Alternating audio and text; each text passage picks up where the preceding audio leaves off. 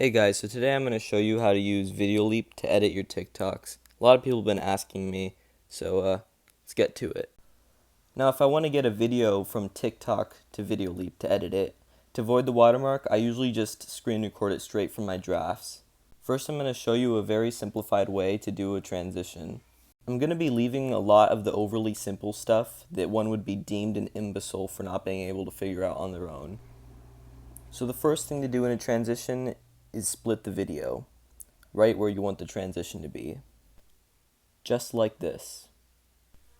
Now this little thing that I circled right here is going to be your best friend when it comes to editing. That tool is going to allow you to practically make any sort of transition in any sort of special effect or practically anything. So like say you want to make a fireball get shot out of someone's hand, well then that's what you'd use to make the fireball move. That tool will be your cornerstone. So what I just did here is I made a dissolve transition. Very simple transition. It'll look something like this, but I know that's not enough for lots of you. So instead I'll teach you how to do a light fade transition. So pretty much you're going to want to place little things that I showed you. Of course, you're always going to have to place the first one where you want the transition to start and the last one where you want it to end. In this case, it's two different clips because I split it. So with that one, you're going to want to move your little thing, your cursor, whatever, over to that. See how it is right now? You're going to go to adjust, and you're going to turn up all the settings so that it's like, looks like it fades to light, or fades to white, or whatever. So now it's going to look like that. But we still have the other part of the video to make it so it doesn't still look like it just goes to white and then it's cut out. So now pretty much I'm going to do the same thing with the other video, except for, in reverse, so that it's an actual transition.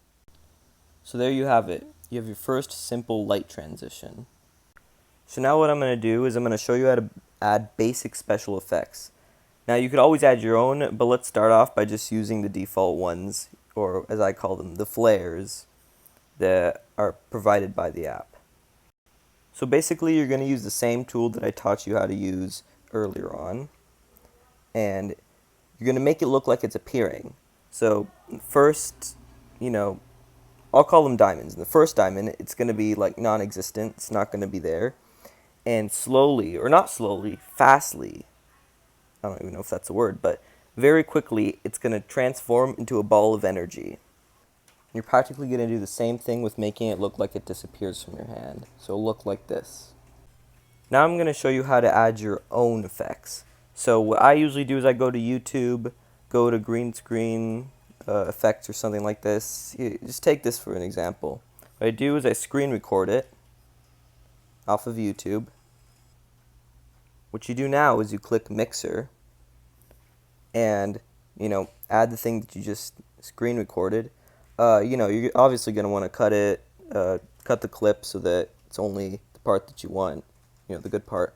Now you're going to go over to chroma, which will be your green screen tool. You'll move the thing to the green color so that it cuts that out, and it's only the energy ball now. Now you're going to use the same concept that I taught you with the first effect. Place the diamond, make it small, and then place the diamond a few milliseconds or whatever later, just like that, and it's going to be big now. Now remember, the more diamonds, the more accurate it's going to look. And you're going to want it to be going particularly fast, because, this is an energy ball, not Stephen Hawking on Ninja Warrior. Now another thing I do to make it look more realistic is I go into animations, and there's a bunch of different animations. You see floating, shaking, or wobbling, or whatever it is. What I use is I use spin. Clockwise or counterclockwise, doesn't really matter. Makes it look like, it's spinning. Here's a quick little tip for those of you who like explosions. I usually use lens flare as explosions. You could use whatever, custom, whatever, it doesn't really matter. But always time them so that, it looks like they explode right as whatever you're shooting or throwing at them, hits.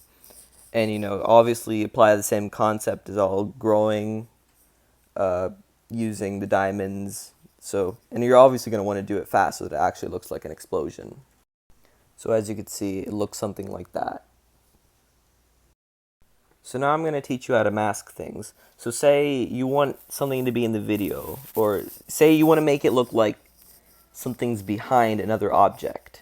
You know, there's obviously layering, which I'll probably teach in another video or something like that. It's quite easy to learn. But basically, here, let's just take this blue flame as an example. See, say I want to put it behind my head. First, I just drag it to there, and now I'm going to use the mask tool.